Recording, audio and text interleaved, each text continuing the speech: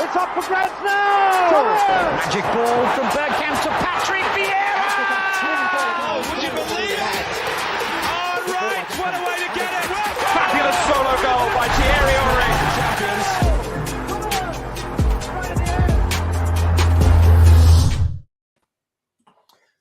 Good evening, everybody. A very, very warm welcome to the Arsenal Lounge, and also a warm welcome to everybody who's watching on Moh's channel.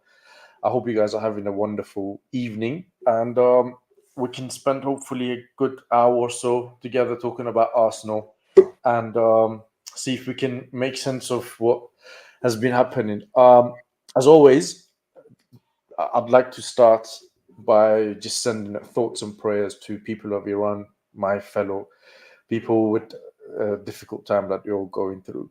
Mr. Canton, how are you? You good? Good, mate. Good. Yeah, not bad. Not bad. It's What's been happening? Not much. Not much. I was at St Mary's on Sunday. It's weird coming away from a game without winning. I'm not used to this feeling anymore. It's unfamiliar to me. I quite liked it. Spoiled us a bit, haven't they? Yeah, they have.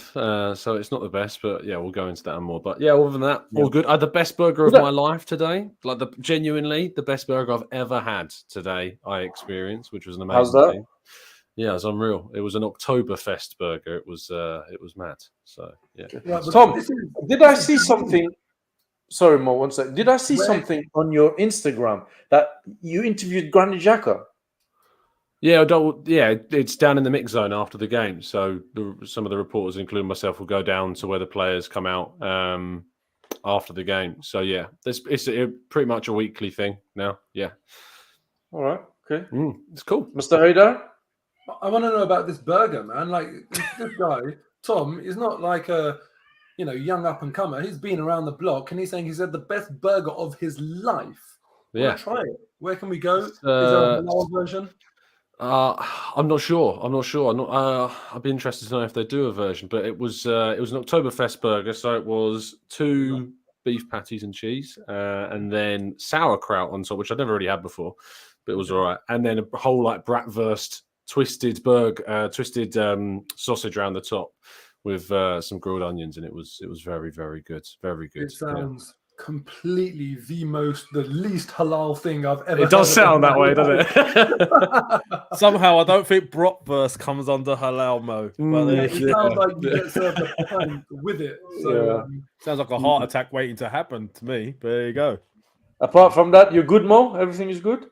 Yeah, everything is good. I just really want to get stuck into slating this flipping ref, slating the Sports analysis, slating match of the day for not even talking about the moments that ruined that game from an Arsenal point of view. We'll talk about the ref in good, in good time, and we'll give them a lot of attention today. How's the gym sessions coming along? Yeah, I hate the gym just being there. Other than that, India beat Pakistan in the cricket because on the last ball they won it, and on the last ball our bowler bowled a wide. I mean, come on, it's just like the basics. So that's upset me quite a bit. But the only good things were that Islam Makhachev won in UFC and Tottenham lost in the Premier League. So that's keeping me sane. And now I have to tolerate Rishi Sunak as Prime Minister, which is also driving me mad. So it's been a roller coaster few days for me. More bad than good. Lev? Yeah, I'm good. I just love the fact that Mo has to go to the gym to watch the cricket. But anyway, they must have screens there, Mo. Because you've got 5. You put 2 and 2 together and got 5. I don't know. Well, you don't like the gym, so I'm just wondering why you would have gone there. Then you mentioned cricket, so I'm guessing there were screens there. No, I just one of them. And plus, we know it's a bit noisy in the house right now, so you thought maybe a quiet time to watch the cricket. But anyway, I had a decent weekend. Thank you for asking, Shaheen. It's taken a little bit of time to sort of get over yesterday's game, but then putting it into context, was it that bad in the sense of a draw? But we'll talk about it anyway. Yeah. Are we overreacting as fans and all that jazz? But we'll talk about it, I'm sure, throughout the show. And all that jazz, yeah? All that. It's a new thing, by the way, that Lev's got. I know that jazz, and I hear it a couple of times. I've never heard anyone say all that jazz is a new thing. Yeah, well, it's just to me. Anyway, let's get to it. A fixture that we all predicted a win. We all thought that we will win. But somehow it feels like a loss. It's one of those results that it's a draw. In a grand scheme of things, it's a draw, but it feels like a loss, and a bad loss at that. So was it about, look, Tom, I'll start with you. Yeah. Is the fixture pile-up now beginning to show? And I saw a lot of things in terms of team looks a bit, tired. They look a bit, leggy. They not, we're just a couple of injury away from different things. I'll come to the substitution and tactics, but in terms of the performance, the overall performance of the team, what was your thoughts? First 15 to 20 minutes, I thought was the best 15 to 20 minutes of the season. I thought we were all over them. I thought we were brilliant. I thought that what we did in those first 15, 20 minutes was great. And we were rewarded with a goal. But we needed to kind of put the game to bed in that first half. And we didn't do that. And we missed some really big opportunities, unfortunately. I'm frustrated because it's a game that we absolutely deserve to win. It's a game that even, we're going to talk about the refereeing decisions, but it's a game that we should have won through our own control. We created enough of our own volition to win that game. And obviously, Gabriel Jesus, I think, is at the crux of that in terms of missing the opportunities. I thought there were two standout players. In particular, one was Gabriel at the back, 10 clearances. Defensively, he was a rock. Again, amazing. Today, yeah. Second was Martin Odegaard, who created 3 clear-cut opportunities. Turn it in, Tom. Turn it in, mate. Tom, I've already had an argument with him this morning. Does he actually think he was bad? No, I don't think he was bad, but I thought Granit Xhaka was probably a lot better than him. Okay. If Jesus scores, like we're talking about, and if Nketiah scores what is a clear-cut chance, he has 3 assists. Like, if there was a statistic for like a player that has in the same game, what you assists that should be, he should have had 3 assists yesterday. Well, there is, Tom. Big chances created, and yesterday Odegaard had a few. And actually, I think over the course of the season, that's what he's supposed to do, no? Of course it is, but you still give people credit. What's that? What kind of criticism is that? He's doing what he's supposed to do. That's a good thing. I don't think actually he was the worst player on the pitch at all. And surely I think you should be complaining that he's let not down doing by what he's supposed to do. and Jesus. I just find it odd that after that performance, and if I say Odegaard, was great in that game, and the only thing I think he did wrong was miss that chance that he got back across goal. That's the only kind of slight I have against his performance. Defensively, I thought he was good. He stopped a really strong counter-attack from Southampton at one stage as well and turned it over. He did. Got the yellow. Yeah. Got the yellow. No. There was one where he actually turned over possession. There was one where he stopped one with a yellow card as well for a professional foul. But it was last man when he won the ball, wasn't it? Yeah, he was last man. And that was, who knows what would have happened if he hadn't have done that. Yeah. So, I was annoyed when he came off. I'm sure we'll come on to Arteta's substitution decisions as well. There is something I'd like to discuss with Odegaard later on. So if I've written things down. Fast forward, mate. I'm done. Please bring it up. No, it's okay. Go on. No, I'm frustrated. I'm annoyed. We can't win every game. We can't win every game. We're going to have days like last week where we should have dropped points. We won. Today we should have won, but we dropped points. It's kind of the flip of the Leeds game, if you like. But I came out a lot more worried after Leeds, let's say, than I came out after Southampton. I came out more worried after that than I did yesterday. Okay. Let me just read out the super chat from Abel W. Thank you very much for your kind donation. Nketiah, a first-team player at Arsenal, was an absolute joke. This guy is a championship level player. Don't play the ref when you're bringing the likes of Nketiah on to win a match for you. we will discuss this a little bit later on, Abel, and I hope you're around and you can let us know your thoughts on the chat as well with regards to Nketiah and the players. Let's Mo, make sure. You said we'll discuss it later. Let's make sure we do. I think that's quite an interesting conversation. Yeah, absolutely. yeah. Well, I've written it down. There are things with it, so I just like to get through these things so we can spend enough time on these topics. So, what was your thoughts on the game? Arsenal were below their usual level, I'd say overall, and that's mainly second half that we let ourselves down. And football fans do this thing where we seem to separate finishing from all other elements of the game. So we always turn around and say, "Oh, we should have won that because we created so many chances," and it's almost like the finishing piece doesn't count. Well, actually, it's just as much part of the game as anything else, and we don't deserve to win because we didn't finish. But what really frustrates me, though, is that, on a day where our finishing wasn't up to scratch, if the referee's performance was up to scratch, actually, we then go and get a opportunity with an expected goal sort of rate of 0.7 something, which is basically a penalty, is what I'm saying here. And then you would say that's what gets you out of jail on a day when your finishing isn't up to scratch. I'd still say Jesus yesterday, finishing had a lot to be desired, steps up for a penalty, probably scores it. Or Saka, in fact, would take the penalty, probably scores it. So had the ref done his job, we would have won. So there's two conversations there, isn't it? Like, what do we focus on more, our players or the ref? And actually, I feel like who performed worse yesterday? Arsenal players or the referee? Most certainly the referee. And that's where my biggest point of aggravation lies with yesterday's game. Yeah. Lev, what about you? What was your thoughts? Disappointed. As the game grew on, I started to worry that we hadn't put the game to bed. I am slightly concerned of Jesus's current form. Not because I don't think he'll get back to form, but I don't think we have enough as backup when someone like Jesus, has a little drought. All strikers have a little drought. I'm sure we'll touch on it, but there were little signs from Jesus in previous games that he's not at his sharpest at the moment.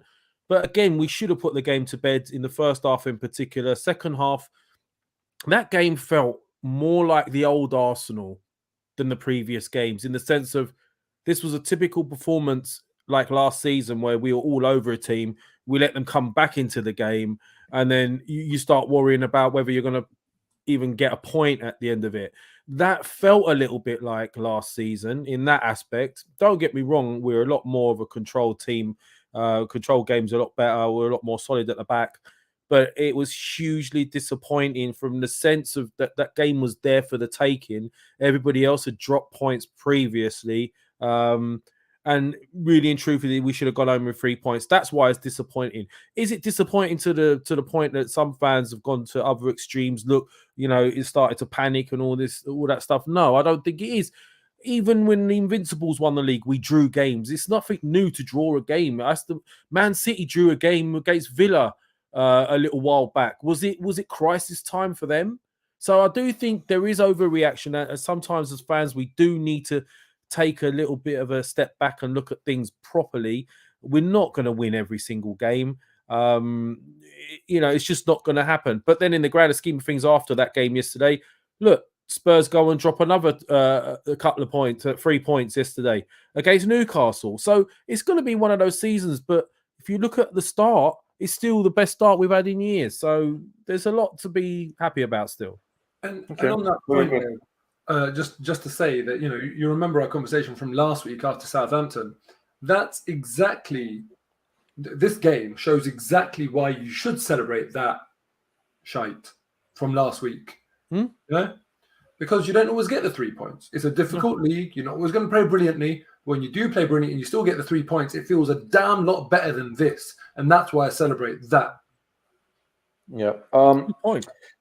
Just want to say, everybody who's watching us, please make sure you hit the like and subscribe to Arsenal Lounge if you're new to Guna Talk TV and Moh Tom. I see a lot of regulars in the chat, like Arsenal Manic, Luke, see Del Boy on the chat, Pierre, and just everybody, just please make sure you hit the like and subscribe. So I've written out a lot of different subjects that I'd like to discuss with you guys individually.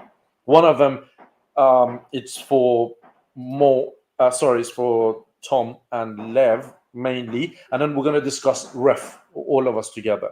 So I'd like to start off with Tom, and I want to speak to Tom about this because I want to get your thoughts on this. This is not a criticism, Tom. Right? This is something that I can't figure out why. I would worry when a sentence starts like that, Tom. Yeah. Not especially yesterday, right? Embraced. Why is it that Odegaard keeps getting subbed off? It's not a criticism. Don't pull that, Tom. It's not. No. Honestly. You said the word Especially Odegaard, I was like, yesterday. oh, no. Yesterday, Loaded question. I didn't watch all of the game yesterday, but I managed to find extended highlights and I watched it. And when he took him off, after that, we were a little bit less. We looked less threatening going forward, and it's been happening for the last few games. I can't understand why. And as I said, this is not a criticism. I'm just trying to find out the reasoning behind it. Maybe there is something that I'm not seeing. I think Arteta feels as though there's kind of a pressure to give Fabio Vieira minutes. I think that's genuinely what it is. And he just thinks that the most natural thing to do is to do a like-for-like change. I think he got it wrong. I think Odegaard should have stayed on the pitch yesterday because he was our most creative outlet. I think Vieira should have come on. If for anyone, it should have been Granit Xhaka, arguably, just to kind of, add a little bit more verve potentially in the final third and let Partey just sit in. So I think he got that wrong. It's a really short answer. I haven't really got too much more to elaborate on that. I think Arteta got the substitutions wrong. Is that your personal view? As opposed to... No, that's your thoughts on this. Yeah, it is. Yeah. I also find it strange that it's 1-1. You need a lot of attacking talent, if you like, on the field. He's your club captain, so you need him to be around for this sort of moment. And for some strange reason, he gets taken off. I just think he sees it as a like-for-like change to give Vieira time. That's all it is. I think he gets it wrong because I think Odegaard should stay on, and Odegaard was annoyed coming off. I think Odegaard is a better player than Vieira anyway. Oh, he's of a level above. He's accomplished at this level. And Vieira's still adjusting, but Vieira didn't have pre-season, so we had no time to bed in, and we're now trying to force minutes on him, if you like. He's had some good games like Brentford and Bodø/Glimt at home. He's had some off games like the PSV game the other day at home, and like this. I say like this game. I think he came on for 8 minutes, and I think this will bleed into the Eddie Nketiah conversation as well. There's something to be said about the amount of minutes that we're giving players a chance to try and impact the game. And I think that if you throw Vieira on with 8 minutes to go, when the scoreline's been 1-1 for considerably longer than that, I question how much a sub can really impact a game in that sense. So yeah, go on, man. Can I add as well? I think, look, firstly, there's just a very basic footballing logic of fresh legs, and that counts for a lot. At that stage of a game when Odegaard has played 75 minutes and compared to Fabio Vieira, Odegaard is going to have less of that explosiveness. Not that I'm not saying that he's an explosive player, but in terms of just finding that half a yard that you do when you have those fresh legs, that's just simply for any substitution part of the logic. And when you're looking at trying to win a game, then yeah, you make that substitution in an attacking sense. When you're looking at trying to close a game out, that's when Rob Holding comes on, because again, he's going to be a bit quicker to everything because he's got fresher legs. That's one thing. Second thing, Martin Odegaard is the sort of player that does a lot of work off the ball. I always say to people, if you think you're watching Martin Odegaard having a bad day, that's because he might not be doing brilliantly on the ball. But when you watch him off the ball and focus on what he's doing on off the ball, and I actually say to people, just do that for 5 minutes. Anytime you think he's having a bad day, look at what he does when we don't have the ball for 5 minutes, and you'll realize, in actual fact, he probably never has a bad day overall because of him being the leader of the press. Due to that style of play that he has, he expends a lot of energy on the pitch. So it makes sense for him to come off because he really is a very hard-working player. And the third thing, when Southampton dropping deep and teams kind of accept that point, then Fabio Vieira has got an ability that Martin Odegaard doesn't, in my opinion, to find the eye of the needle slightly better than Martin Odegaard. Odegaard is much better at dictating tempo, pressing from the front and recovering the ball. But if I wanted that sort of Fabregas-esque quality to unlock a defence, I think actually Fabio Vieira is probably better at that than Martin Odegaard. So they're my three reasons as to why I think that substitution was made. But what I would question is, could you have had them both on potentially? Yeah. Lev, briefly. I would have kept him on because I think that even though he might have got a bit more tired, he's the guy that keeps things. He does the transition when we break away. It goes to him. He's the one that sets the tempo going. He has got the ability to pick a pass. He's done it loads of times. I probably would have brought on Vieira as well, but I probably tend to agree maybe the slightly more defensive midfielder to come off because you're trying to get that goal, aren't you? And so maybe someone like a Xhaka to come off with about 10-15 minutes to go. So probably I would have kept him on because he has that ability to unlock a pass, unlock a defense. Sorry. Yeah. Okay. Mo, I was discussing in a personal call with Lev this morning, and I'd like to talk to you about this. Horrible call it was. We are again seeing Tomiyasu starting at left back ahead of Kirantini, and it's not the type of performance that he's putting in that you think, whoa, this is like top notch. That's why he's keeping Tierney out. I'm beginning to think now that he doesn't fancy Kirantini for whatever reason. Maybe he doesn't fit in system or whatever reason. And I saw people questioning Tomiyasu for Southampton goal as well, in terms of his positioning a little bit. How do you think Kirantini is looking at this, that a right back is playing in my position? I still can't get a game. And we discussed this with Tom before the Liverpool game when the team sheet was out. And Tom said that, maybe there's a thinking behind it. And, maybe he wants to tackle Salah, or Lev said maybe he wants to deal with the diagonal ball. But it's the same thing with Southampton. Again, it's one of those things that I'm looking at this and I'm thinking, what is the thinking behind this? I want to know what your observations are on that. It's a really good question, and it's a question that I've been asking myself as well in terms of, even how does it feel as a left back? And I think we've got two very, very good left backs in Zinchenko and Tierney, though they have their strengths lie in slightly different areas, but they're both very good left backs. So how does it feel to have a right back then take your position and you're left on the bench? I personally would always play Zinchenko or Tierney, provided one of them are fit. I would not really be looking to put Tomiyasu on the opposite side, but Tomiyasu had a good game against PSV. He got an assist, a very good assist for Granit Xhaka, and it was almost a carbon copy in a sense, the assist that Ben White got for Granit Xhaka.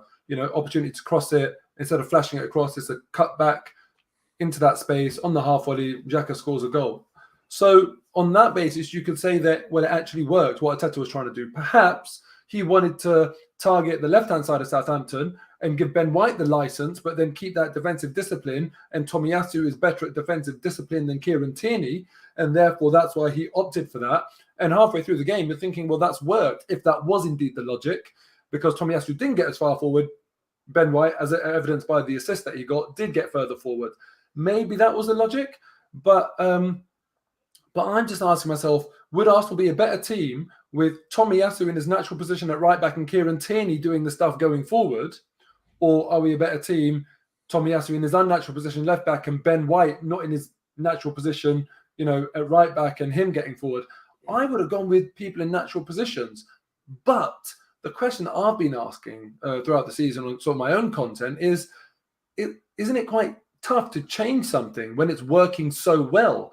And Tomiyasu hasn't been playing right back so far this season. It has been Ben White. It's very hard when you're top of the league to all of a sudden say, you're out. So maybe it's just that. Maybe it's just Mikel Arteta playing players that have done the business so far this season. I mean, is it not a mistake, as what Tom just alluded to, that we're now trying to fit players in for the sake of giving them minutes or making sure they're playing game rather than. And I 100% agree with you where you play your left back at left back. And Kieran Tierney is not an average left back or an okay left back. He's a very, very good left back. But Do you think he gave Tommy minutes for the sake of it? Is that what you're saying? Come again? You said there it's important that we don't give players minutes for the sake of. I don't think that's why he started Tommy. I don't think he even started Tommy because he started him in the last 2 games. I think it was a tactical decision. Didn't you allude to that though, Tom? I'm sure you did. I did with the Fabio Vieira situation because he's on the bench. Yeah. But with Tommy Asu, what is the tactical? What is it that he's trying to do playing him there and not Kieran because Tierney? you're going up against a Southampton side that have arguably the best set piece taker in the league in James Ward-Prowse, and it gives you that better defensive ability to deal with those set pieces. They had 9 corners and none of them humbled us. Tommy Asu had 5 clearances in the game. Gabriel had 10. And I think that tactical decision enabled us the foundation. Now, we played, as I said at the start of my monologue at the beginning, the best 15 to 20 minutes of football I've seen from this team in the first 15 to 20 minutes. And Tommy Asu started on the left-hand side during that passage of play. I think that the mistake was, not bringing on Tierney immediately when we conceded, because I think the reason why Tommy started is because we've got this balance situation going on. Ben White, as Mo said, is really kind of developing into a player that can actually go forward and can offer something in the final third.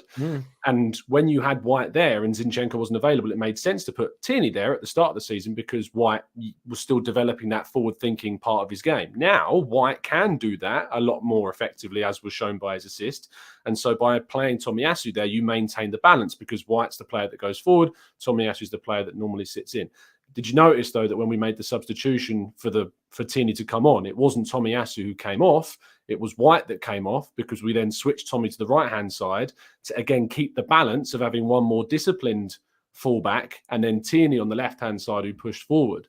So it was tactical to choose Tommy Asu. It wasn't done for the sake of it. I said before the game, I personally would have had Tierney myself because I think we needed to go to Southampton and be a little bit more expressive, a little bit more dominant. However, I still think we managed to be that with Tommy Asu at left back, and we dealt really well with the crosses and the set pieces that came into our box from Southampton.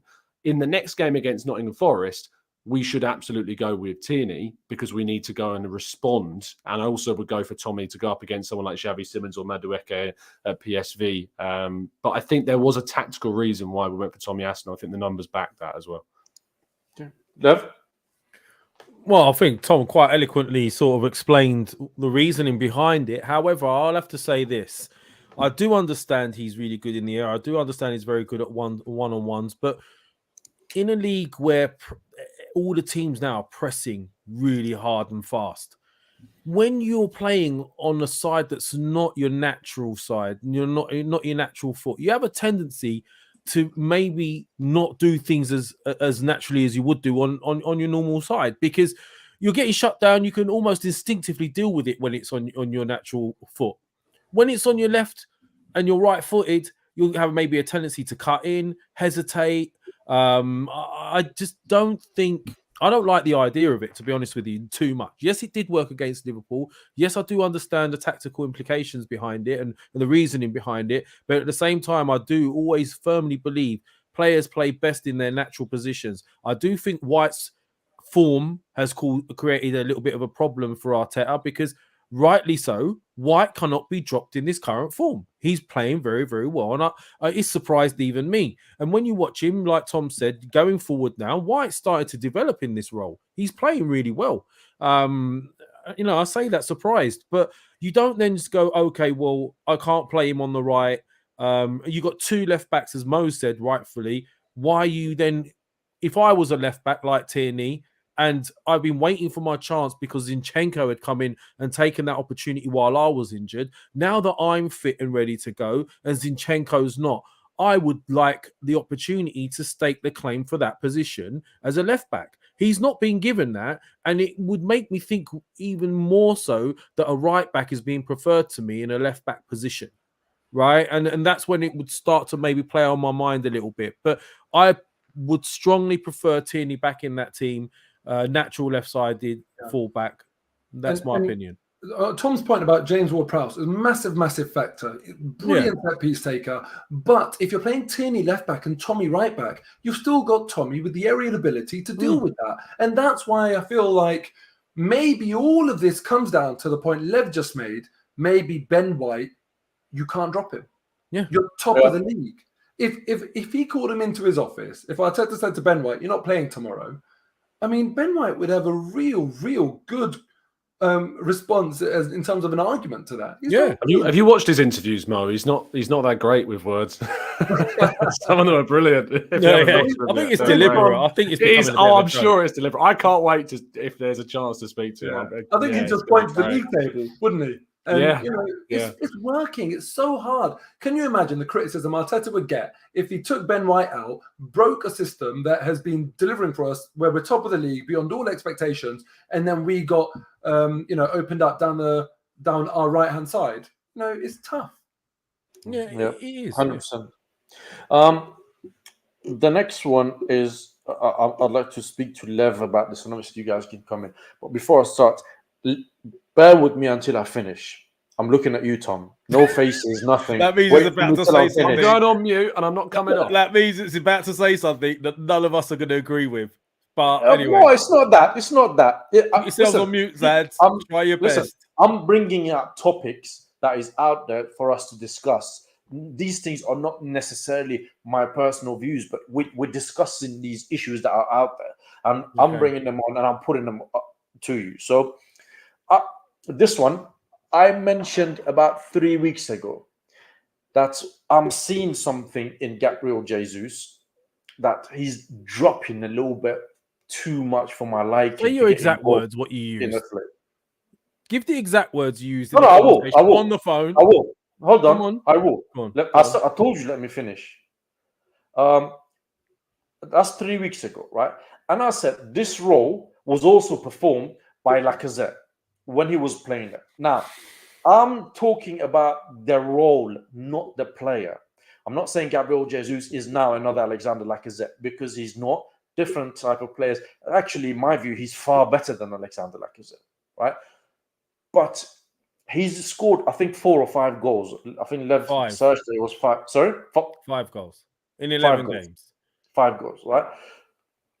And yesterday, there was quite a few chances that he could have put away. And if he put away one of those chances, the ref decisions we're going to come to a bit later on will probably not be as bold as they are now. Is there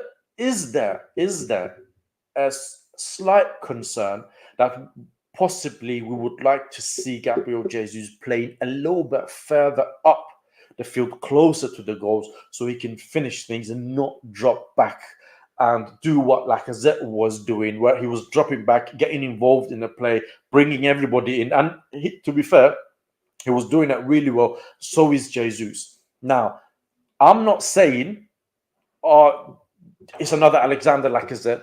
I'm not saying because Lacazette was doing this, the role, I have to use this as a point of reference. So I'm not particularly saying that he's another Alexander Lacazette. I just want to put this out there before people in the comments start losing their shit and Tom Canton start rolling his eyes back for me. So, Lev, take it away, man. Look, we had this discussion earlier on. I don't think he plays anything like Alexandre Lacazette in that sense. I know you was like referring to him dropping deep. I don't think he drops deep in the sense of the way Lacazette did. Lacazette would struggle to get into the game. He would drop a lot deeper to get into the game. What he didn't have, though, is the legs to get himself into the box after, as well as carrying out this role. The role that Jesus carries out is a number 9 up top on his own with 2 either side of him, obviously, but he does a lot more than Lacazette does. He gets more involved in the overall team play, and he causes the centre-backs a lot more problems. But I don't agree with the fact that he's dropping too deep to get more chances, because you cannot argue that he's getting chances. He's in the position to get in the areas to score. And what I have noticed the last 2 or 3 games is He should be finishing off opportunities that he's not. There was an opportunity against PSV when Vieira put this really beautiful ball in, and all he had to do, if he was a bit sharper, was swivel on it and score. Missed it. The one against Southampton, the one against Leeds as well. He's missing chances that perhaps at the start of the season he would have scored. It is a slight concern. All strikers go through this type of drought, shall we say. I mean, the one concern for me is I've looked at the percentage of conversion rates with strikers in the Premier League, and I mean, obviously we're going to mention Haaland. His his conversion rate is 41%. The second one closest to him is Harry Kane with a conversion rate of 31%. Whereas if you look at Jesus' conversion rate, it's 19% as it stands at the moment. And with the opportunities he's had, that's not a great conversion rate. So we do need him getting more goals. And I do feel that at one point a team's going to be on a hiding due to Jesus, because he will get goals. But I do agree he needs to be more clinical. He's not having the best of spells at the moment. My more of a concern has always been, if there is a spell like this for someone like Jesus, do we have someone good enough to come in and make up for that? And I will still hold my hands up and say, no, I don't think we have. And I think that might also be playing a part because we don't have that second quality striker.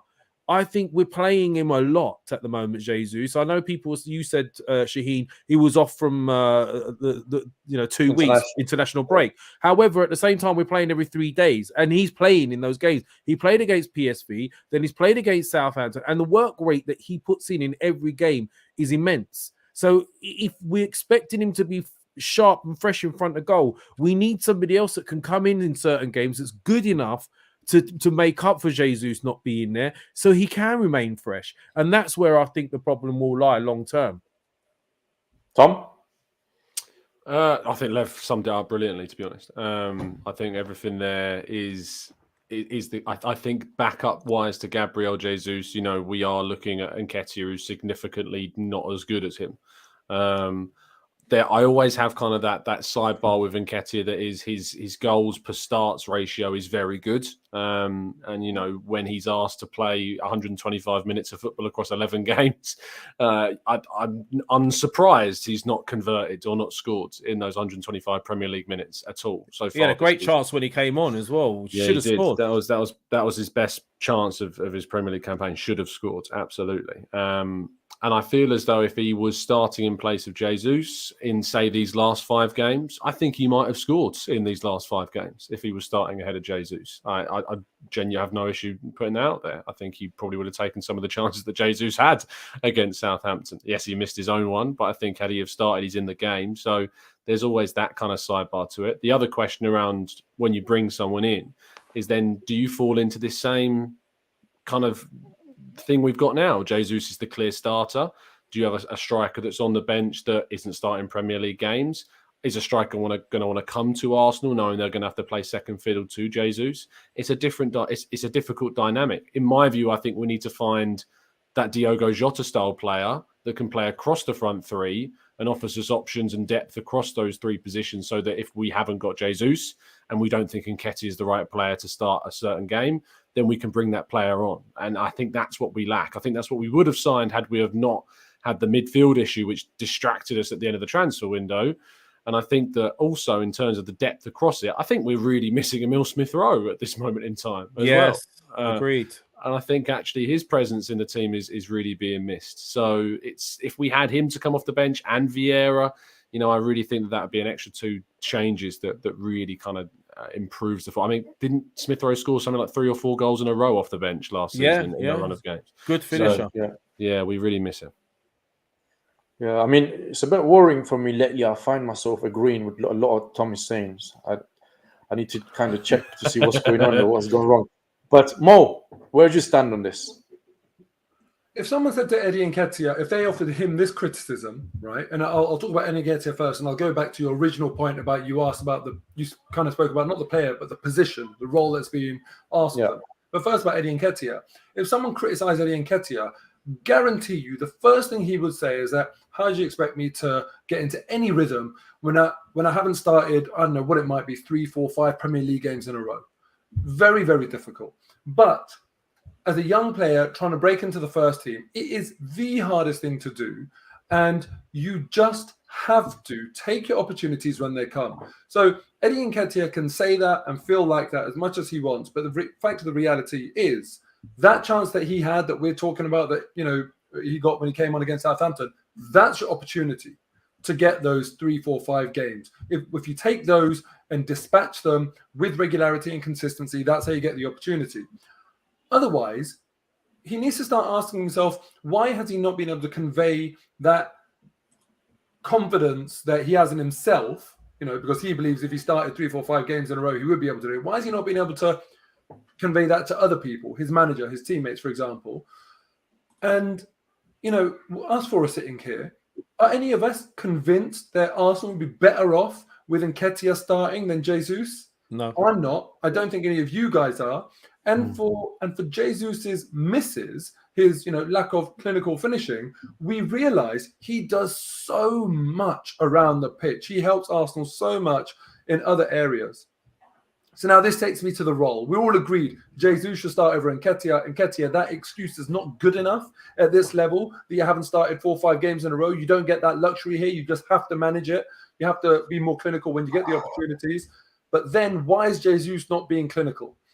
Some people may argue that due to everything else that he does on the pitch, once he's actually in that position, he's not sort of composed enough. He's not got, the legs potentially, or whatever it might be. They seem to suggest that everything else that he does makes it harder for him to be deadly clinical when he does get opportunities. You see other players who refuse to do all of that work. That's just not them. They say, I'll just get you goals. Like a Erling Haaland, for example, even like a Cristiano Ronaldo, for example. They'll just say, look, that's not me. I'll get you the goals. You get the ball to me, I'll do the rest. And for them, it works. That's not the way Arteta plays.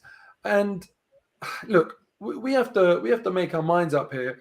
With Lacazette, right? He tried to do that, but he was hopeless at being in the right place at the right time. Jesus is obviously a massive step ahead of Lacazette because he's doing all of what Lacazette did around the pitch and more, might I add, because of his extra mobility, better dribbling, better pressing, all of that sort of stuff. And instead of Lacazette, where he's not even there when the ball goes in, he's also on the end of chances. So Jesus is doing amazing work around the pitch. He's also getting the chances. It's just that final bit where he's not maybe converting them. Lacazette wasn't even getting the chances. Yeah. So when you compare the two, Shaheen, no, you're not saying that there is sort of a comparison. You're comparing the role. I'm just saying Jesus is much more suited to that role. Now, if I were Mikel Arteta, I would be looking at this thinking he hasn't scored since the 1st of October against Tottenham. He's basically, coming to the end of October now. He's got a long amount of games without scoring. I would, for the benefit of his confidence, because we know players are so confident, reliant, I would be saying to him, this game, let's say, for example, Nottingham Forest, this game, actually, don't do all of that stuff around the work. Main thing today is get on the score sheet so we can get that confidence back, that feeling in front of goal back. And I think sometimes you need to manage that, especially with strikers, to make sure that they don't go too long without scoring and they don't lose focus and they never start thinking that, oh, because I'm doing all the other stuff, it can mask me not scoring, because they have to feel and have that pressure of getting goals. I would rather Arteta did that and tell the other players, you need to step up more in terms of the pressing and chance creation and this, that, the other, because Jesus needs to focus on scoring today. Okay. I'm gonna ask you guys a question. So if you can answer me with a yes or no, please. And everybody in the comments. This never goes well. In the chat, rather, if you can kindly answer me as well. I'll start with you, Lev. No. Since I think you're quite smart on this. Do you think Jesus will get us 18-20 goals this season? 18 to 20? Yeah. No. I want to see you guys answer in the chat as well, please. Is this across all competitions? Premier League. Oh, okay. Yeah, today, Lev, please. I said no. You said no. Did you? Yeah. You don't think so? Unai Okay. Emery, have a word. Yes. By the way, speaking of which, I just Got a want to job at Villa. congratulate Unai Emery Nice. on getting a job at Aston Villa and wish him all the best. You know, I See think the he deserves segue a I fair gave crack. him there. I gave him a segue there. Yeah. Mo, Across all competitions, yes. No, not Premier League alone. Tom? I agree with Mo. You're You've muted unmuted. You're muted. yourself. You're muted. Yeah, all right. We're just trying to help you out, mate. That's all we're doing. Around my house, man.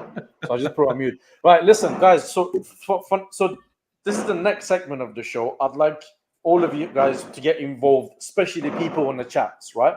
So I'm gonna put a few Are you pictures in a on war the screen. zone? It's like machine You're guns mute, man. going off. Yeah, sorry. Wait, whilst you're in your war zone, I don't feel like the super chat that came earlier about Nketiah, I don't feel like we've covered that properly because in terms of these yes or no questions, that super chat said he's a championship level player. Yeah, it's ridiculous. I disagree with that. He's not championship level. He's definitely Premier League level, but if he's top 6 or mid-table or bottom 6 or whatever, we can have that conversation. I think that's a more realistic conversation. I think he's like Southampton or Yeah, Brighton or Brentford. Yeah, exactly. Yeah. I think as someone to play off Ivan Toney, you know, he's not 100 grand a week. I'll tell you what, he's not. No, he's not 100 no grand way. a week. No. No way. But I'd like the person who dropped that super chat to let us know whether he means that literally, you know, or am I taking it too literally? Because I think that's unfair on him to say championship level. But is he a good? Like the question I'd ask you is a yes or no. Is he a good enough second choice striker for Arsenal Football Club? No. What you're thinking about that, Tom? It's a second choice, no. But I think if you added that Diogo Jota style player, I think a core of Jesus and Nketiah and that extra player, I think that's a good core. You do have to remember, if we do get another striker that's really a good striker, you've also got the option as a substitute to push Jesus out wide and play him with that quality striker. You don't even have to lose Jesus. You can make changes like that as well. You know, whereas with Nketiah, I don't know. I just don't fancy the guy. What I would say is, can any of you name me a striker that's coming off the bench and scoring a lot of goals at the moment? Anywhere, feel free. Not off the bench, no. Okay. But I mean, like you know, the type of player you mentioned, like a Jota, you could go and get a Trossard, for example. Trossard, he's not a striker. Yeah, but he's that sort of player you're discussing, isn't it? You can plug he is. Wide, He would be an investment top. that you're not going to see a return on because of his age. I don't mind. Yeah, I don't mind that actually. I think Trossard. I think his contract's coming up at the end of this season. Yeah, he's on the last year of his contract. Yeah. I think it's a fair investment for like wages wise if you can keep them down. I think it'd be a good player. And that's a player that wouldn't mind coming to Arsenal and trying to get his opportunity. Yeah, it's an opportunity. But you know, in terms of, I'm gonna have to step in, guys, because I'm just conscious of the time, and we still got a lot to get through. So we need to leave that for another day. I'm gonna put a few pictures on the screen, right? And I'd like your guys' opinions on this, and everybody in the chat. This is for everybody to take part. Now, every one of these pictures, I'd like you to tell me, if you were a referee in this game, what would you give out as a punishment? Is that a foul? Is that a booking? Or is it a red card? So, or nothing. We'll start with this one. This was given a yellow card to Saka, I think, for a dive. It's a free kick yellow card to the Southampton player, and you can see he clearly takes his leg from the other angle as well. Yeah, 100%. he's denying it's not a clear goal scoring opportunity, but he's denying the opportunity to go through. It's a free kick and yellow, I think. You're on mute, Shane. You were saying that with chest as well. Like, that's proper chest of what you were going with. You know what? That's the best thing you've said today so far. It made the most sense. Listen, there are people outside my house that are taking a piss with the fireworks. So I have to put it on mute because I don't know if you guys thought you was in Iran or something like right Happy Diwali, by the way, everybody. We don't have a war in Iran, Lev. All right, calm down. Stick to your green tea, mate. But yeah, this is Diwali. This is Diwali celebration. So yeah, happy Diwali, everyone celebrating. But think of the pets, for God's sake. Yeah, this is like too much, man. You can get Yeah, silent fireworks. See, these days, you don't have a pet. No, I don't, but other people do. Lev, Yeah. would you like to discuss this on the screen, or you want to talk about other people's pets? No, I've already said it was a foul, and definitely I would say if you're going to give a card, it's a yellow card. Okay, Mo, I you think it's agreement? foul. I'm not sure about a yellow card. Depends on the context of the game, and you can never judge it from a still. If that's his first offence, no, it's not a yellow card. And also, it's definitely a foul. You look at the fact that there's an arm on Saka. He's got nowhere to go. He can't ride that challenge. He can't do anything. All he can do is take the contact. Definite foul. Definitely not a dive. Okay. Next one. What about this? Tom. It's difficult to know the still. I can't quite remember it, to be honest. I could fill you in quickly, Tom. Yeah. This is what's his name? Lianco. Lianca. This is an elbow into Martinelli. Do you know when Martinelli fell over and hurt his shoulder? Yeah. If you watch it back, it's an elbow, and you see that arm. Look how far away they are. There is no way you could even argue the case natural, that's a natural movement. Yeah, it's a minimum yellow card. Yeah, minimum. Yeah. Mo? Very hard from a still, but so just looking at the still is hard. But I remember in the context of the game, he did that on numerous occasions. He was leading with his elbow. And what really annoyed me was that when it happened to him, I can't remember which Arsenal player did it to him. I think it might have been Martinelli. Then he reacted really badly, and that's I think when he went with his fist twice, or was it Jesus? He went in with Jesus with the. He threw a head. Wasn't it him that threw the headbutt at Nketiah as well? Yeah, it was. And I'll tell you what. After the game, Southampton fans were lauding this guy, And if that was me, I'd be turning around and saying, "We are so lucky that this idiot did not get sent off." Like a Gabriel moment, Tom. Exactly. Last week. Yeah. Exactly. I mean, I said that Gabriel was being far too. And he also punched Gabriel Jesus in the back twice. Yeah, hold on. He could have had 3 red cards. We'll come to this. Hold on. Hold your horses. So this one, you guys agree a foul and a yellow card? Minimum. Well, it depends, because if you deem that to be intentional, then it's a red. But I would say generally, a yellow for that, because you don't know. I think it's slightly like, rein it in, don't do that again, yellow card. Lev? For me, from how far he is, you can never argue that he's gone up in a natural position. Look how far away he is from there. I mean, it would be a bit much asking for a red, but at least the yellow. Had he been yellowed on that, it might have stopped him from acting. That was early on in the game, by the way. It may have put him, back a little bit and kept him in his box a lot more. Okay. Right. This one.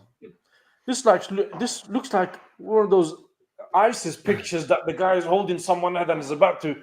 Do you know what I mean? Like that is. No, I how don't. is that not a foul, man? Look. I don't know what the guy is thinking. The defender. It does. Look at him.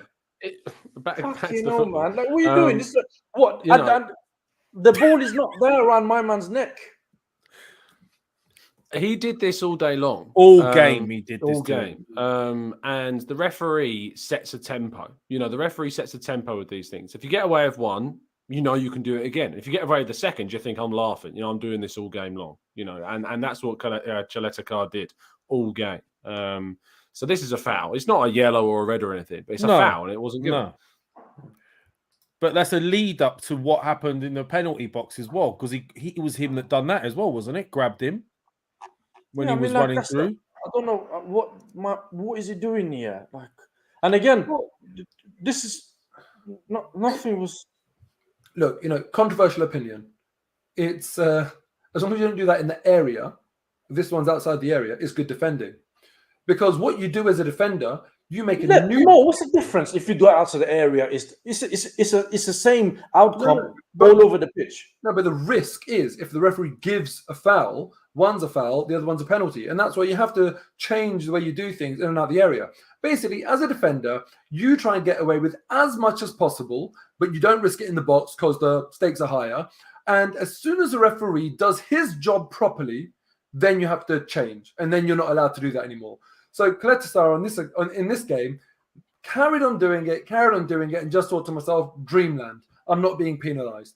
If the referee had done his job, it changes the whole dynamic of the game and how you mark a very tricky player in Gabriel Jesus, and the referee completely failed. That's why we saw Nketiah, and you'll probably show the images later on, in the same movement, grabbing Jesus about 3 or 4 times. And then you go and get... There we go. That's what you're talking about. Yeah. That's another one again. No, that was another one. That's not the penalty claim. That's another one. It's when not. he dragged It's him just down. another one. Yeah. Again, it was nothing. Nothing was given, which is beyond me. So let's go to the penalty shouts Shaheen lives in the hood. on Jesus. Yeah, So this talk was to a me, guys. What is it that the ref has thought or has seen that has not given a penalty?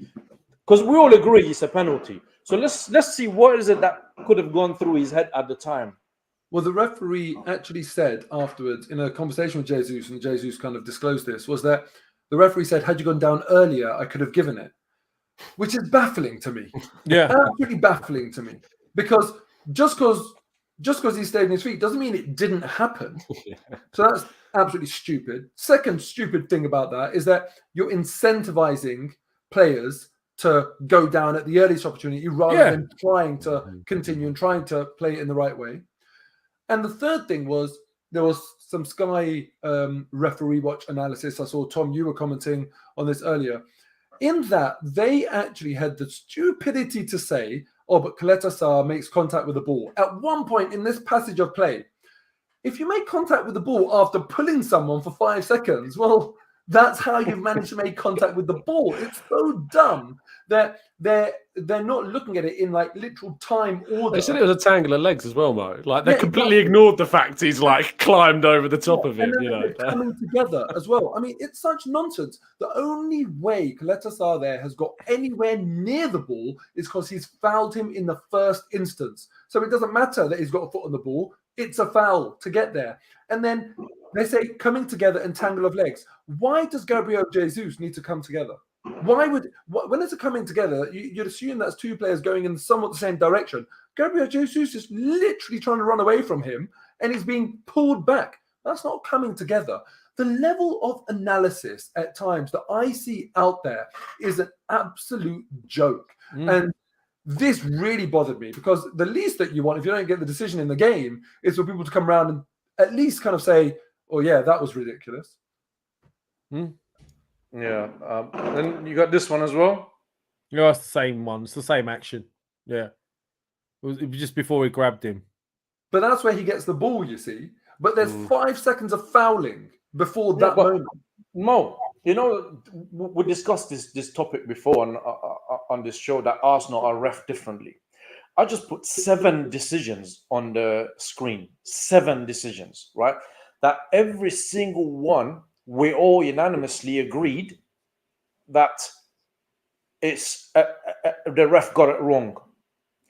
So that is very, very poor. That is Sunday League standard, man. That is not good enough for Premier League.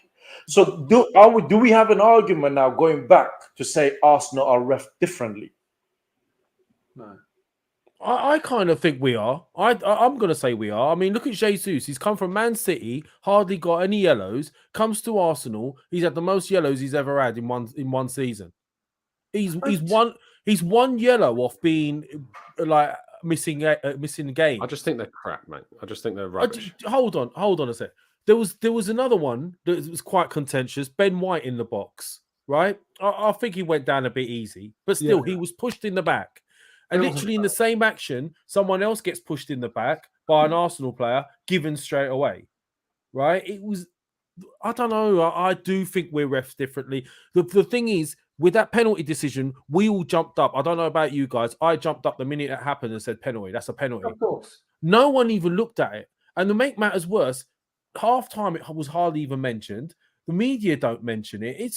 I don't get it. Any other game, if it was on if that happened to Southampton against us, we did it to Southampton, that would have been all over the screens at half-time. People in the chat, is it just Arsenal that are ref differently or poorly, or is it just that we're all Arsenal fans and that's why we feel that way? Mm-hmm. You know, I think they'll say we're ref differently. I think they will. as well. Tom, Because what I about think- you? What's your thoughts? I think that, there's a perception, if you're an Arsenal fan, I'd say 99% of Arsenal fans, the main team they'll watch is Arsenal. I think there is a very small percentage of people that genuinely watch a lot of football in depth around their club. Maybe not 1%, that's probably harsh, but I think that the majority of Arsenal fans are not just only watching Arsenal more than any other club, but are also involved, obviously, in the social medias and the YouTube channels and the podcasts that are all focused around your one club. And so, therefore, your perception is skewed towards that side of things. There's also, human bias involved as well. What I would say is that for me, I just think that the refereeing is awful in the country, is terrible. I think the fact that, as I posted a video about this earlier on Twitter, like the fact that we have referee watches to officiating that has the benefit of being able to go back and see things on replays from multiple camera angles, and former referees are still saying they're getting decisions wrong. I was watching BT Sports Score on Saturday when they missed the Haaland penalty against Brighton. It was a clear foul, blatant penalty for Haaland, should have been given, and it wasn't. And Robbie Savage is sitting there. I don't particularly agree with him on a lot of topics, but he was sitting there, it's a penalty. And everyone in the room was going, it's a penalty. And then Peter Walton said, it's a penalty. And then referee goes, no penalty. And it's like, so many of you can see it. It's like, I use the example of, it's like being given a primary school maths question and you get it wrong, and then you'll get the opportunity to do it again with a calculator and still get it wrong. Like, it's ridiculous that they are allowed to do these things and allowed to get them wrong, and that there's no accountability. And that's the big thing. There's no accountability for poor officiating. There's no relegation. There's no missing a week. There's no fines. I'm not necessarily saying fines should be brought in, but I think there should be accountability in the sense that you should drop down a level, because it's a privileged position to be in as a referee managing in the Premier League. Tom, what do you think of this idea that the refs should give an interview after the game as well? I think they should. Yeah, I think they should. Absolutely. It was when I was in the mix zone after the Leeds game, Chris Kavanagh walked past us, and because of all the chaos at the end of the game, and he was he was kind of just walked out of there with his officials, like, wow, what an end to the game sort of thing. That was mad, kind of mental end to the game. And it's in those moments where I wish I could turn around, have you got a set, Chris? Just to talk me through why you made that decision. Yeah. And I feel like they should have to do media. I can't remember who the referee was, but during the Invincible season, when we played, was it Portsmouth at home, and Perez went down and a penalty wasn't given, and then the reaction of the players made him change his mind. And I think the referee came out after the game actually said that the reaction of the players made him change his mind. Now, whether or not you think it was right to give a penalty in that moment is a different thing. But at least we know what went through his head. Yeah, exactly. It's just the thought process that where the frustration lies for me, though, guys, is okay. Referee gets a decision wrong, but why is it on some instances they insist everything gets looked at VAR? In other instances, we can all see something's happened, and there's no insistence of going to VAR. It's not even a look at it. Why is that happening? Matthew says in the chat, I think this is a stupid idea. What the refs say, I didn't think it was a pen because, and that is what it's not a shit idea at all, because what we're asking is for the referee to come out and just explain the process behind why he gave the decision, or at minimum admit that there's been a mistake. Mic them up like they do in rugby. Mic them up. Yeah, and I'd love it if they, how I remember they did this with Harry Kane once when he dived, where they actually made him watch it back. The replay, and they make him watch it. They record, they literally show you live him watching himself dive and having to justify it. It's brilliant. It's so awkward. I'd love it if they did that with referees. You know what? Speaking of, referees need to have, like Tom said, that accountability, because right now they're so protected that actually I don't feel like maybe they just don't feel like there's much riding on it in terms of any consequence for them. And if they know that there's more pressure to get it right because they're not going to be as protected, they're going to have to explain it, there's going to be some sort of jeopardy in terms of a demotion or something like that at the end of it all. Isn't that how you increase standards? I forgot what I was going to say. This fire. I hope you've got a bulletproof vest, Shaheen, for when you go to the shops later. Listen, man, we've been doing this show for about an hour, and it's been going on. Imagine what I have to put up for the rest of the night, man. It's just another night. There's a new prime minister. Oh, this is what I was going to say. I remember. You talked about something where you're that has going with not that. been. Are you done, Lev? Yeah, I was just. You're talking about things that has not been mentioned again in the media and this and that. And Tom, you're more involved in these things than us. What happened to this Henderson and Gabriel business? I don't know, mate. I don't know. There was I can't remember who it was. It might have been Mark Manbryans that asked the question in the press conference ahead of the game this weekend. He said, what happened? And he said, oh, it's all kind of done. And he said, is Gabriel okay? And he was like, yeah, no, everything's fine. But I don't know what's happened. I don't know what went on. It's just seemed to have been solved internally and nothing's come from it. So, yeah, weird one. All right. Okay. For people in the chat who are questioning, I'm not in Iran. I'm not on a war zone. It's just Diwali, and people are taking a piss with the fireworks. That's what happened. We don't have a war in Iran. We're a peaceful country. So have a war. That's how with you yourself. celebrate, though. You shoot up in the sky and stuff. No, we you? don't. I've Arabs seen do that. We're not Arabs. We don't do that.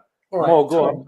Tom, just on that, because I'm really glad you asked that question, Shaheen, actually, the Henderson Gabriel one. What I mean, like, any idea what it was all about? All that we know is that the incident that happened between Henderson and Gabriel sparked the referee to have to go over to both managers to say that something had been said. We don't know the context. We don't know what it was. Like, there's been a lot of assumptions made, obviously, about what was said, but we don't know factually what there was, and it's never surfaced. It's never ever come out at all to anyone. It's not even been leaked. Why is anyone. that? But why? I don't know. Sometimes Obviously, things are leaked. there was Sometimes something. Could it? Listen, how can I word this properly? Is it because they trying to protect Henderson a little bit? Has he said something? I could not. And now because of the World Cup and all that rubbish, they like, oh, let's bring it out a bit later. It's hard. No one's going to go out on a limb and even speculate, because that's not fair. It's not the right thing to do anyway. I guess we shouldn't do that. But clearly, I think what we're all thinking is, could this have been racial? You know, and it's just a, you know. Well, Mo, you say this, right? Mo, you say this, but what needs to be said in order for that protocol to come into place, where the ref goes to speak to the managers and then the FA takes account of both players, what has been said? He hasn't called him an idiot or something. No, we don't know. He must have said something really bad. We don't know. We just don't know. He, you know, I don't know. The referee could. We know that referees don't always act how they should or appropriately, because we were just talking about a referee for about half an hour just now being a crap referee. So maybe the referee's gone a bit over the top. I don't know, maybe Henderson's called him a C word, and the referee's gone to the manager and said, I've told your players don't. Who the hell knows, man? I don't just want to assume, oh, it's definitely racial. It just feels odd. It just feels odd because it's not what you typically see on a football pitch. And it would be a bit strange if it was just one player being nasty to another and the referee's gone over. And so I was waiting for this to get clarity on what has happened here in the media. The fact that it's just sort of been internally resolved really piques my curiosity. So I'd love to know. Lev, you love a bit of conspiracy sometimes. Look, it wouldn't be the first time something like this has been brushed under the carpet. There's been incidences before. John Terry springs to mind with Anton Ferdinand. That got brushed under the carpet. He carried on playing. I do think if you're playing for a bigger side and you're in the England squads as well, you do get a bit more protection. I'd like to think the Arsenal, if it was something racial, that Arsenal wouldn't just back down and just let it go, and they'd want to do it for their own player, you know. And so would the rest of his teammates. So I'm hoping it's not something that was racial, because if it was one of my teammates that was racially abused, then I'd be pushing all the way, and I'd want my club to do the same. Okay, let's quickly touch on this prediction table. Big shout out to Sweet Munchkin, by the way. Just thought I'd throw that in there. You're a prick, mate. I think we have to discuss this. Lev, can you elaborate? Why have you turned him down? Like, Tom, it was going really well today, yeah? Well, Don't ruin it, man. I would like to know who Sweet Munchkin is. If you're out there, Anyway, Sweet this is a Munchkin. prediction table. That's, What? that's 20 years old. There you go. This one. No, there's 2 here. So annoyed so- with that picture, Mo. That's why you've mugged me off like that. Oh, look at me. So this is as things stand. Obviously, Levy's top of the table. Then is Mo on 15, Tom on 15, and I'm on 12. Anyway, Still a lot of games. Anyway, Sweet Munchkin, we want to No, know who you are out there. All right, go on. Take it away, okay. Lev. Okay. Sweet Munchkin, I've been looking at the comments recently. We do this, by the way. We do look at the comments. We read them, keep them coming. The more interesting they are, the more likely it is we'll bring it up. But this is one that really tweaked my attention. It really grabbed me. And it was Sweet Munchkin. Hi, Shaheen. I'd like to ask you out. Are you free on Saturday evening? I'd like to share a shisha pipe with you. My treat. I'll pick you up. Will be fun. That was the first one. And this isn't just a one-off, by the way. She has also mentioned she watches the show because you are a very handsome man. And so, to be honest, I don't expect much brains from someone who is so good looking, was the other one. A bit of a backhanded compliment, that one. But Sweet Munchkin, whoever you are, let us know. Let us know. And if we can help you, we will. That is it, Shaheen. That's all I wanted to say. We all deserve some love. Shaheen, why? Mo, why are you pulling I that love face the like you're serious gonna say start to this something question. sophisticated and serious? I know you're going to talk Shane. like, I've got something really intelligent to say here. Shaheen, why did he have What did you think of the He's gonna tactical bring side of up the question? he's gonna bring us some statistics. Oh no. Guys, this is a Shaheen's serious XR, expected rejections. topic. There's no greater, more powerful force on this planet than love. Okay? Here, Mo. This could be the start of something truly beautiful that could change your life, the direction you go in, your contentment on this beautiful earth. Mo, thank you very much for your kind words, mate. Well, let's get into the predictions. For Could next be week. your new co-host. Why thank. Dean, Listen, are you not willing to just explore this? And no, also, I thank Sweet Munchkin for the kind words. Sweet And Monkey is Sweet Munchkin. Yeah, that, and we'll swiftly move on. But thank you for your kind words. No. I'm I very don't think we're ready. humbled and grateful. I don't think Thank we're ready you. to. I think what we need, we need to line up this date. And I think it would make fantastic content as well. Oh, yeah. No, Can we have a poll? Can we have a poll on this? Should Should Shaheen date Sweet Munchkin? Poll. There you go. All day Sweet long. Munchkin. behave yourselves, you three, right? Right. I would Listen. That should be the Shaheen, we're not- forfeit. If we're he not- loses the predictions, he's got to go on this date. Nah. What? I see. You see, because Levy's on top, yeah. Every show we're doing, he's coming up with a new thing. Oh, you gotta wear other God on your shirt. Oh, you gotta do this. Nah, mate. Nah, brother. Nah, brother. I just think He's Sweet turned proper Munchkin, Cockney. please level with us. Send in a comment. Are you serious? Would you like to go on a date with Shaheen? He I don't know why he's not willing to just take it at face value, but the three of us are on his behalf, so we'll encourage him and let's make this happen. A nice day out in London. Shaheen can report back and let us know. Frankly, I'd be more interested to hear about that date than I would Arsenal Nottingham Forest. I'd rather next Monday we do a podcast and it's all about the date. We can get Football London to do a little article on it as Do well. a report on it. Head down to the mixer. Are you- Sweet Munchkin, how was the date for you? Around at the restaurant with your notepad. Out of Are you 10. guys quite finished? Sweet Munchkin, let us know. You guys done? Yeah. Yeah. Can we move on now? Are you got free on anything the else you weekend? want to Shaheen? say? You got it all out, Lev? Yeah, I think so. For All now. right, good. Unless Thank there's you. more comments next week. So we move on. Tune in next week, Sweet Munchkin. Yeah, Part we'll 3. move on. Thank you very much for kind words, Sweet Munchkin. Appreciate it. We'll move on.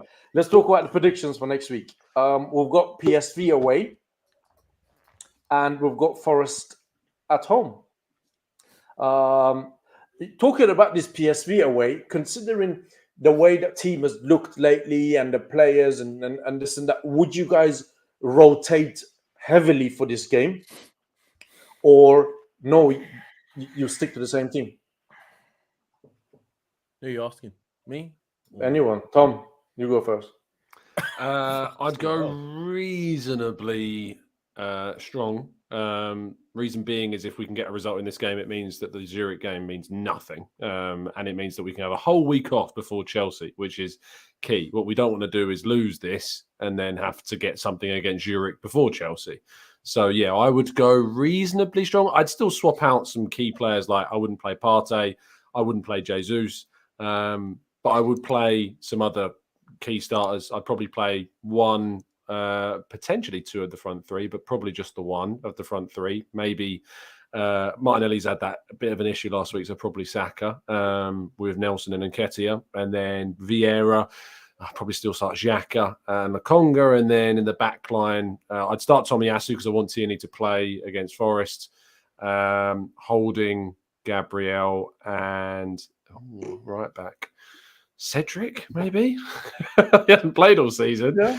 And Turner, yeah. So, yeah. In terms of a prediction, I am going to go 2-2 for PSV. Wait, hold on. Isn't Lev meant to go first? Yeah, but he was pissed off with me for the old sweet munchkin thing. So halfway through me going the conversation, he went, Tom. And he just blacked me. So just let him go with it, didn't I? No, you said who's you going for? You were waiting, so I just said Tom. Why didn't you go with Lev since you feel left out? The team, I would probably go something similar to what the one Tom's described. I mean, I would be in two minds with regards to Jesus. Could he maybe, get his confidence up by getting a goal? That would be quite useful. But yeah, I would be looking to rest as many of our important players as we can, but we do need to get this game over the line. So maybe play Jesus for the first half, see if he can get a goal. Maybe look to change it after that. But as a prediction, I'm a little bit concerned that we might drop players, with weekend in mind, and it could affect us. It really could. I'm kind of tempted to say we might even lose this one. Not because I don't think we're a good enough team to beat them, but because we might be dropping players and, it's going to have an effect. I reckon I'm going to say 1-1. That was the next one Mo wanted. Mo obviously wants to draw, so he's going to go 0-0. The same score, Mo. Mo wants to win this. You can see. But you see, the thing is, I had already actually put in my prediction and earlier on today, and then I started looking at PSV's result on the weekend and prior. Their home record's good. Yeah, but they lost 4-2 away at Groningen, and they've lost 3 games in Eredivisie. But a lot of their games have been very high scoring, and also when they played Rangers got a result away at PSV. All of these things combined, I thought to myself, Arsenal need a draw to top the group. And as a result of that, I think it probably will be a draw and a score draw. So I was going to go for 2-2, but also you were going to go for a Desmond. Yeah, I was going to go for a Desmond, but also I just feel that if we wrap up the group, if we go and get it done, you can't aim for a draw. You just go and aim to win the game. I think that's the easier way of managing things. Then we guarantee a rest against Zurich and a run up to Chelsea. So I feel that maybe there won't be as much rotation. And the whole point is when you're predicting a score draw, it's not a typical prediction. You hope to gain a differential if that's what you believe in. And you two guys have flipping gone and done it. So screw you. I'm going to go 2-1 Arsenal because I hope you're right. I want the differential. Okay. I'll go for 1-0 PSV. Oh, so there's going to be change. Yeah, someone's got to do it, isn't it? He do this. He has to. I've got nothing to lose at this stage. Stella, want your team to lose. No, here we go. I'm going to be so annoyed if it is a score draw. I'll be livid. It'll be 3-3, just about. That's what it'll be. No, I'm going to go 1-0 PSV. Okay. And what about Forest? Forest, I'll go 2-0 Arsenal. Why are you going first? Hold on. What are you doing, son? Just relax your beans for a minute. Yeah, it's my turn. I said 2-0 Arsenal, isn't it? I'm gonna go. We're gonna win that game 2-0. What? Love that. Brilliant. Go on, I'm Mo. going 3-0. I'm going to go 4-0. Really? Yeah. Bloody hell. Shaheen? I'll go 3-1 Arsenal. Final answers. Bang. Fair enough. He enjoyed that so much. He celebrated it with a few fireworks. Is what he's done. People in the comments, chuck your I predictions. think that's in. Sweet Munchkin outside trying to catch his attention with fireworks. Maybe it's stones at the window. You lot, I we've been know. doing this for about an hour and 20 minutes. You now, lot, he's man. laughing, but I'm going to get a phone call being told off later on. That's the thing. He laughs on here and then he goes, he has a man. go. You never defend me. I've Never already defend blocked me. you Why are you then. selling out your boy, man? Yeah, sorry. Ah, man, I've already blocked you. So, you see, why do you think my head was down like this? It was just like left blocked. Anyway, Good. guys, thank you very much for being here. It was a wonderful show as always. We've done 1 hour 20 minutes more than usual. Lev, do you want to do the goodbyes and thanks everybody because these fireworks are just I can't really talk properly, man. Now, thank you everyone who's joined us, all the usuals, your Gunner, Greg's, Humorizer, Luke, Pierre 147, Neil. We got Arsenal Manic, I think. There's loads of you on here. It keeps changing. But look, thank you for joining us. Sweet Munchkin, hit us up on the comments. Let us know where you're thinking next week and we can discuss this. If you haven't followed Mo already, you know where to find Mo on his channel. And you got Gooner Talk TV. He's there every morning at 8 a.m. doing his thing with his new microphone. So make sure you subscribe to Gooner Talk TV if you haven't already. And please like and subscribe. Keep your notifications on. Oh, on Wednesdays, we've got new shows coming up on Wednesdays as well. Keep your notifications on. That'll be announced tomorrow, and that'll be a regular thing. And Mo, I have not forgotten you. I've seen your comment there, man. Love you, respect. Guys, there you go. don't forget to write comment for us where you're watching the show from. It's always very interesting for us, and we try to reply to your comment as much as we do. If we don't reply to your comment, you're always guaranteed a reply from good old Mr. Canton. Someone So put Sweet Munchkin is probably Odegaard. So anyway, thank you very much for watching us. It was a wonderful evening and a wonderful show. Look after yourselves, and hopefully we will see you guys soon. Don't forget Wednesday at, is it 6 o'clock, Mo? Lev? I think it'll be confirmed. I think it might be 7. Right. We'll We'll double put a check. tweet out. Don't forget Wednesday. Have a wonderful evening. Take care. Respect.